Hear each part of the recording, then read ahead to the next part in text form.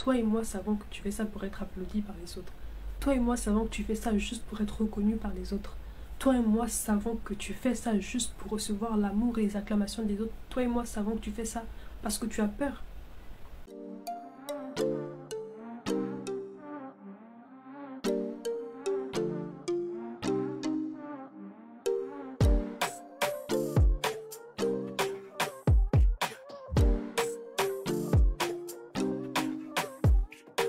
Hey guys, j'espère que vous allez bien. Bienvenue sur ma chaîne. Je m'appelle Divine.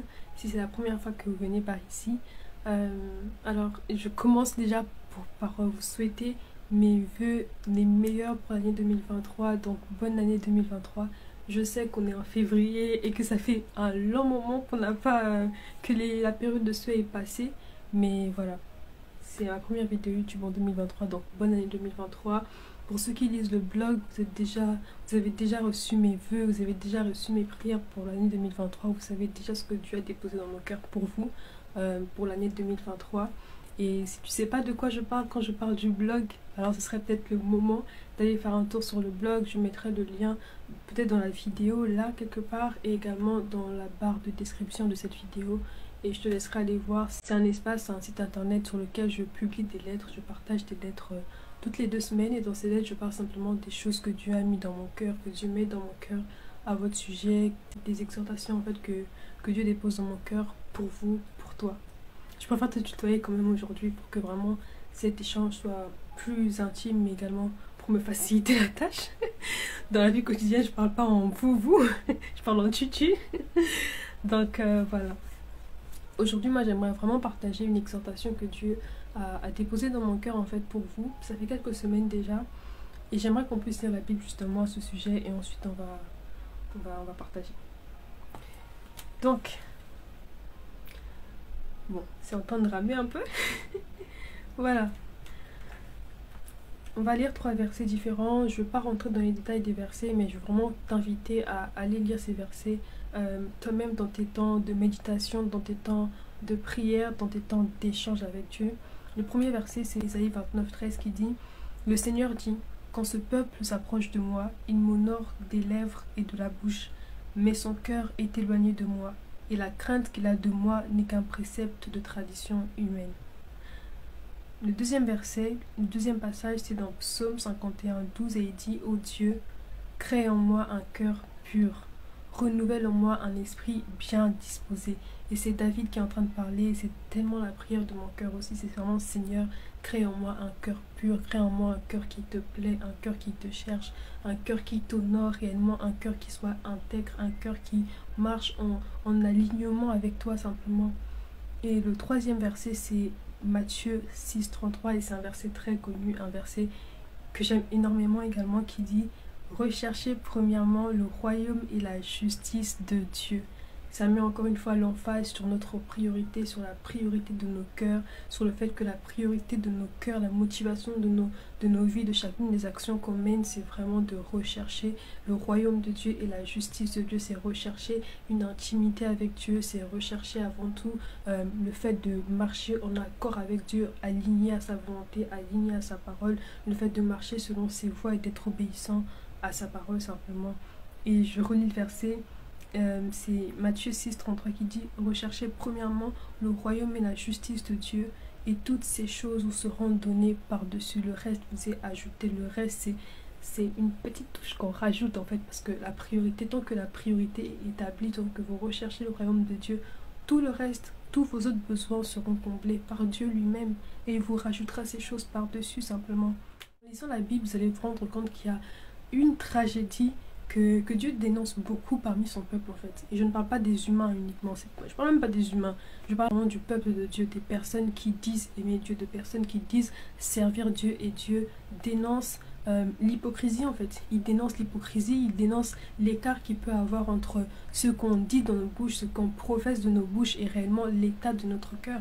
Dieu dénonce en fait la distance, la déconnexion qu'il y a entre ces deux choses-là, entre le fait de parler, de dire j'aime Jésus, je poursuis Jésus, je vis pour Jésus, de mettre en story, en bio bien écrit God First, le fameux label chrétien en 2023 et encore plutôt même que 2023, et réellement l'intimité qu'on peut avoir avec Dieu. le fait de extérieurement poursuivre Dieu, le fait de travailler, de bâtir ceci, de bâtir cela, mais des réelles motivations qui sont à l'intérieur de nous et qui sont tellement loin de Dieu simplement. Et moi j'aimerais parler à deux catégories de personnes aujourd'hui. Premièrement, parler aux personnes qui justement chantent Jésus, crient Jésus, disent aimer Jésus, vont à l'église, servent à l'église, font le bien autour d'eux, mais qui n'ont pas de réelle intimité, de réelle connexion avec Dieu, de réelle... quand personne ne regarde, qu'est-ce qui se passe entre toi et Dieu? Est-ce que tu connais réellement Dieu pour toi? Pas devant les hommes, pas pour ta famille, pas non, mais vraiment ta réelle relation avec Dieu. Pas le Dieu que tu cherches quand tu as peur, quand tu apprends que la fin du monde ça arrive, quand tu vois que le Covid il est là, quand tu vois non. Mais vraiment ton intimité avec ton Créateur, ton intimité avec ton Sauveur, où est-ce que tu en es réellement avec Dieu? Et c'est d'ailleurs la question que j'aimerais que tu puisses prendre le temps de te poser aujourd'hui, de te demander vraiment où est-ce que j'en suis avec Dieu, ma relation avec Dieu, où est-ce qu'elle en est, l'intimité que j'ai moi avec Dieu, où est-ce qu'on en est? Seigneur, où est-ce que j'en suis? La Bible parle dans les évangiles, Jésus en fait il parle à ses disciples et il parle en fait du jour de jugement où il y a des personnes qui s'approchent de lui et qui lui disent Seigneur, j'ai marché, j'ai donné aux pauvres en ton nom, j'ai servi en ton nom, j'ai chassé les démons, j'ai guéri les malades en ton nom, j'ai bâti ceci en ton nom, j'ai eu une entreprise qui t'a servi, j'ai ouvert des orphelinats, j'ai fait ceci, j'ai fait cela, j'ai fait ceci, j'ai fait cela, Seigneur, j'ai fait tout ça en ton nom. Et Jésus le regarde et lui dit en fait, je ne te connais pas. Et en disant je ne te connais pas, il n'est pas en train de dire je ne te connais pas et je ne voyais pas que tu existais. Il ne dit pas non plus je ne te connais pas, je ne voyais pas ce que tu faisais. Non, Dieu est omniprésent, il est omniscient, il voit, il est partout, il sait toutes choses. Donc c'est pas qu'il ne voyait pas ou qu'il ne connaissait pas ces personnes-là. C'est qu'il n'y avait pas d'intimité réelle entre ces personnes et Dieu. C'est que quand personne n'était là, quand personne ne regardait, toi et moi, on n'avait aucun lien. Toi et moi, on ne se connaît pas. Tu ne me connais pas, je ne te connais pas, il n'y a pas d'intimité entre nous. Ce que tu faisais, tu ne le faisais pas pour moi, ce n'était pas pour me rendre gloire, c'était pour d'autres motivations. C'était pour que les gens ils reconnaissent que tu existes, c'était pour que les gens t'applaudissent, pour que les gens, tu gagnes la faveur des gens. Ça n'a jamais été pour moi, ça n'a jamais été question de moi et toi. Je ne te connais pas. Et je n'aimerais tellement pas que ce soit ce que Dieu te dise lorsque tu le rencontres. Je suis sûre que c'est même pas la volonté de Dieu pour toi en fait. Parce que la Bible nous parle très bien de la volonté de Dieu et elle dit que la volonté de Dieu c'est que tout le monde soit sauvé. Ça c'est ce que Dieu veut. Et il veut que tu sois sauvé, il veut que tu aies une réelle intimité avec lui. Et j'aimerais tellement rappeler que la priorité de Dieu c'est vraiment l'intégrité de notre cœur. C'est vraiment que nous soyons purs devant lui, c'est que nous ayons une réelle intimité avec lui. C'est pas premièrement la façade, non, Dieu n'est pas un homme. Il ne voit pas juste la façade, il ne tient pas compte juste de la façade, non. Il tient compte de l'intimité derrière. Il tient compte de ce qui se passe quand personne n'est là. Qu'est-ce qui se passe quand personne ne regarde. Et j'aimerais vraiment que tu gardes ça en tête. C'est pas d'abord ton service qui compte pour Dieu. C'est pas d'abord ce que tu dis, ce que tu fais qui compte pour Dieu. C'est premièrement ton intimité avec lui. C'est premièrement les motivations de ton cœur. Donc prends vraiment le temps de te poser cette question et de savoir où est-ce que j'en suis avec Dieu. Et j'aimerais vraiment que pendant que tu te poses ces questions, tu ne laisses pas la culpabilité te prendre au piège. La culpabilité, la condamnation, c'est pas ça. C'est pas la volonté de Dieu, ça vient de l'ennemi. Parce qu'en fait, même en disant ceci, en dénonçant cette hypocrisie, en dénonçant cette déconnexion entre tes paroles et réellement ton cœur, Dieu ne le fait pas pour te juger, pour te condamner et te mettre à terre et te dire ok c'est fini pour toi, je ne veux plus de toi, non. Ça c'est pas le cœur de Dieu. C'est pas le cœur de Dieu pour toi. Lorsque Dieu dénonce quelque chose, lorsque Dieu corrige, la Bible dit que Dieu corrige ceux qu'il aime. Et sois heureux, estime-toi heureux lorsque tu entends les corrections de Dieu, estime-toi heureux lorsque tu entends Dieu dénoncer des choses mauvaises que tu fais en fait. Sache que c'est parce qu'il te voit, c'est parce qu'il t'aime et parce qu'il est en train de te regarder et de te dire ma fille, je t'aime trop pour te laisser tomber, je t'aime trop pour te laisser t'égarer comme ça, je t'aime trop pour te laisser marcher dans des voies que je n'ai pas prévues pour toi. Notre Dieu est miséricordieux, notre Dieu est un Dieu d'amour, un Dieu de grâce, un Dieu que je sais est capable de relever les héros qui sont tombés, un Dieu qui est capable de, si avant tu marchais correctement avec Dieu et qu'aujourd'hui ça fait ça, il est capable de te restaurer, il est capable de te relever, il est capable, et c'est pour ça même qu'il est en train de parler aujourd'hui à ton cœur, simplement de te dire, c'est pas comme ça que je veux que tu marches, je veux pas que tu fasses pour les autres, j'aimerais pas que tu fasses pour paraître, j'aimerais pas que tu sois hypocrite, non, je veux une intimité avec toi. Et sache qu'en criant comme ça, en te corrigeant comme ça, en dénonçant cela, Dieu est en train de te tendre en fait sa main. Il est en train de te tendre sa main pour te sauver. Il est en train de te tendre sa main pour, encore une fois, restaurer ta relation et restaurer votre amitié, restaurer votre intimité en fait. Et la deuxième catégorie de personnes à qui j'ai envie de... J'ai envie... Non, je n'ai pas envie. À qui je suis réellement en train de parler, c'est les personnes qui... Lorsqu'on regarde, on te regarde extérieurement, on voit quelqu'un qui partage, on voit quelqu'un qui prêche, on voit quelqu'un qui sert, quelqu'un qui chante, quelqu'un qui fait les choses, quelqu'un qui bâtit des entreprises, on voit quelqu'un qui fait beaucoup de choses de positif, qui a réellement de l'impact positif sur le monde, mais Dieu voit ton cœur et il voit les motivations pour lesquelles tu fais ça et il te dit en fait non, c'est pas moi qui te motive, c'est pas pour ma gloire que tu fais. Mon fils, ma fille, c'est pas pour moi que tu fais tout ça. Toi et moi savons que tu fais ça pour être applaudi par les autres. Toi et moi savons que tu fais ça juste pour être reconnu par les autres. Toi et moi savons que tu fais ça juste pour recevoir l'amour et les acclamations des autres. Toi et moi savons que tu fais ça parce que tu as peur. Parce que tu as peur que je t'oublie, parce que tu as peur de rester en bas alors que tout le monde monte, parce que tu as peur de perdre, parce que tu as peur simplement.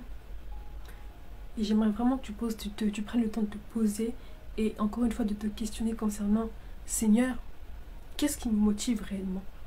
Qu'est-ce qui me motive? On vit dans une génération où les choses vont tellement vite qu'on n'a plus le temps de se poser, de réfléchir, on pose des actions, on ne sait pas pourquoi. Et c'est dommage. C'est dommage parce que Dieu, ce qui l'intéresse, encore une fois, c'est l'état de notre cœur. C'est le pourquoi derrière ce qu'on fait. Et donc, prends vraiment le temps de te poser la question de savoir, en fait, qu'est-ce qui me motive quand je poste sur les réseaux sociaux, par exemple. Qu'est-ce qui me motive quand je m'habille comme ça? Qu'est-ce qui me motive lorsque je me coiffe comme ça? Qu'est-ce qui me motive? Pourquoi est-ce que je fais ce que je fais? Est-ce que je le fais réellement pour Dieu? Comme la parole de Dieu dit. Et quand je dis pour Dieu, c'est parce que la Bible nous invite à tout faire pour Dieu, que ce soit manger, boire, dormir. Il nous demande de tout faire en rendant gloire à Dieu, en fait. Et donc, vraiment, est-ce que c'est Dieu qui te motive derrière ça? Est-ce que tu recherches réellement le royaume de Dieu dans tes actions? Est-ce que c'est réellement la motivation de tes actions? Est-ce que c'est vraiment pour Dieu que tu fais ce que tu es en train de faire, en fait?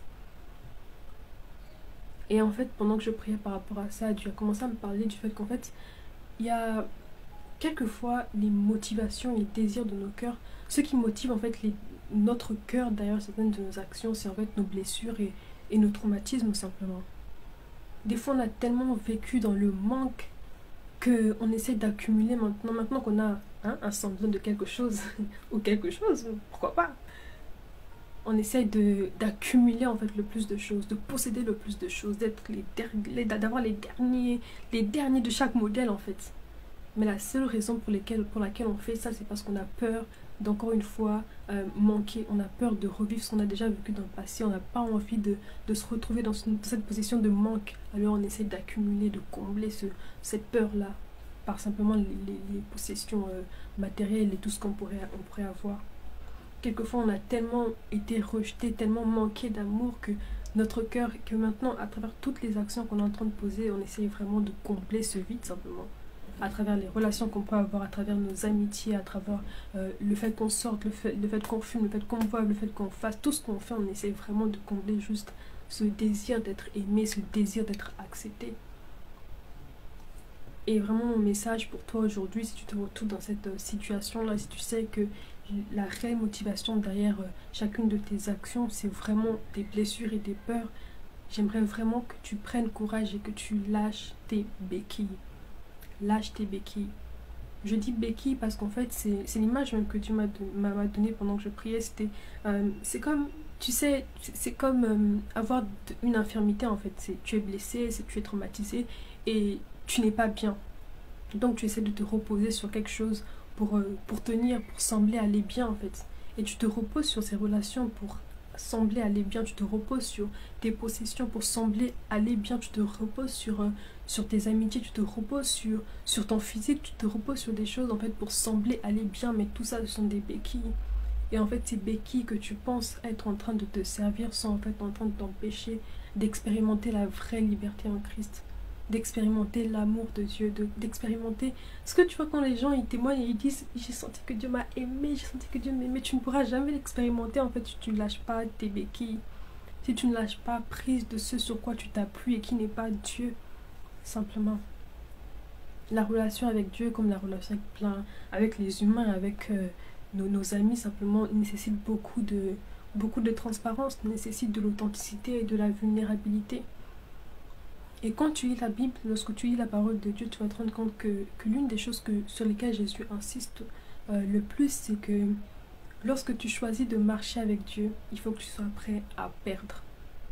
Que tu sois prêt à perdre les amis, perdre ta famille, perdre tes possessions, que tu sois prêt à t'humilier, que tu sois prêt à être au bas de l'échelle, mais à rester au bas de l'échelle pour garder ton intégrité avec Dieu, pour garder ton intimité et l'intégrité de ton cœur, pardon. Parce que ce que le monde t'enseigne, c'est qu'il faut courir, donner tout ce que tu as, tout ce que tu peux pour être le plus grand, pour être le plus fort, pour posséder le plus de choses, pour être la star. Et ça au prix de ton intégrité, au prix de ton intimité avec Dieu, au prix de ton cœur, au prix de la pureté de ton cœur, au prix de ta sanctification simplement. Et c'est pas du tout ça que la Bible enseigne.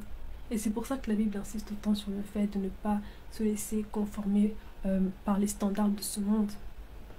Jésus, lui, enseigne qu'il faut que tu sois prêt à sacrifier tes relations, à sacrifier ta position, à sacrifier quelquefois ton travail, ta famille, si c'est pour garder ton intimité et ton intégrité avec Dieu simplement. Donc, prends exemple sur Jésus. Lorsqu'on parle de Jésus aujourd'hui, tu penses au roi des rois, au Seigneur des seigneurs. Mais il ne faut pas perdre de vue que dans l'histoire de Jésus, en fait, Jésus est Dieu.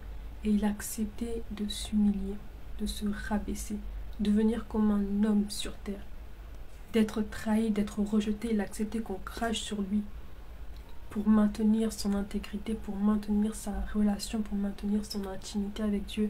Et c'est à ça qu'il nous invite, parce qu'en fait, Jésus, c'est notre exemple. La meilleure version de nous-mêmes, ce n'est pas la version de nous qui lit énormément de livres, qui va à la salle de sport, qui fait ceci, qui fait cela, non.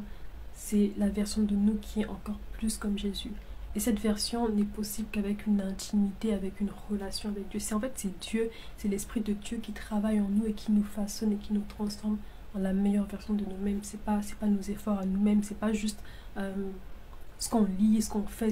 C'est pas ce que le monde en fait vous enseigne, c'est pas ce que le monde enseigne, non. C'est l'Esprit de Dieu qui fait ce travail en nous, c'est lui qui nous façonne, c'est dans l'intimité qu'il le fait. Donc vraiment, j'aimerais encore une fois que tu lâches tes béquilles.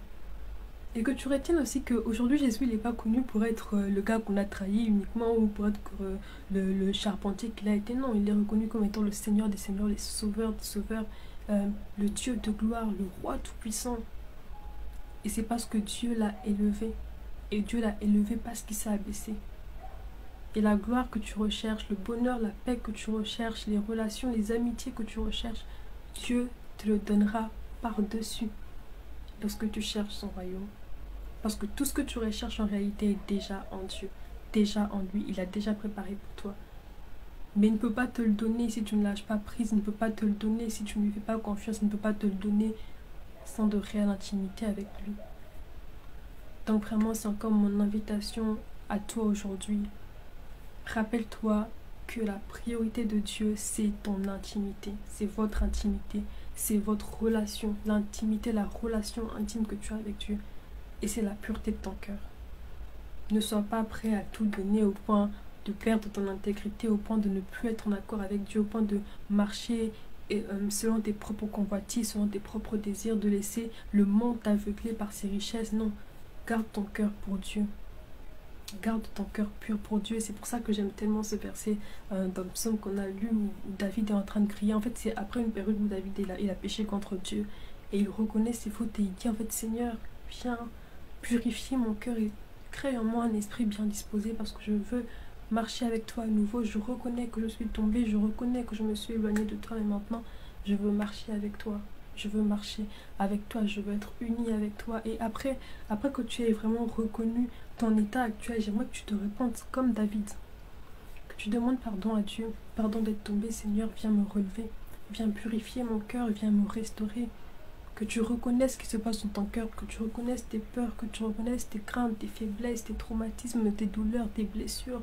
Que tu reconnaisses que le jugement des autres t'a affecté, que tu reconnaisses que ton cœur ressent énormément d'injustice, que que tu ressens ce que tu ressens, que tu sois blessé là où tu sois blessé, et que juste que tu reconnaisses devant Dieu que Seigneur, j'ai ceci, j'ai cela, je suis comme ci, je suis comme ça, et j'ai besoin de toi.